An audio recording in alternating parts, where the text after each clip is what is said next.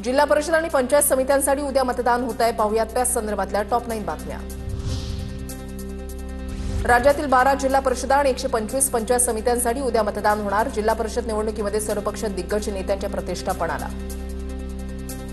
पुण्यामध्ये मतदार यादीमधील नाव शोधण्यासाठी मताधिकार अॅप. जिल्हाधिकारी जितेंद्र औटुडी यांची माहिती. मतदाराचं संपूर्ण नाव किंवा मतदार ओळखपत्राचा क्रमांक नमूद करून नाव शोधता येणार.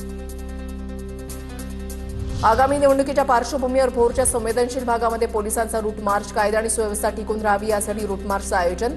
अफवांना बळी न पडता निर्भयपणे मतदानाचा हक्क बजावावा, पोलिसांचं आवाहन.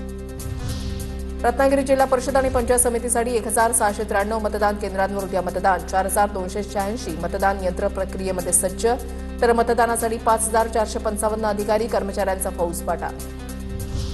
पुण्याच्या भोरमधील रायरेश्वर मतदान केंद्रावर पोहोचण्यासाठी निवडणूक कर्मचाऱ्यांचा अवघड पायी प्रवास.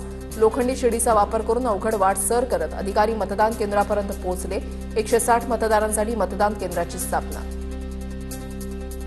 सिंधुदुर्ग जिल्ह्यामधील जिल्हा परिषदेच्या 50 जागा तर पंचायत समितीच्या 100 जागांसाठी उद्या मतदान आणि मतमोजणीसाठी प्रशासन सज्ज, तर जिल्ह्यामध्ये 810 मतदान केंद्रांवर होणार मतदान.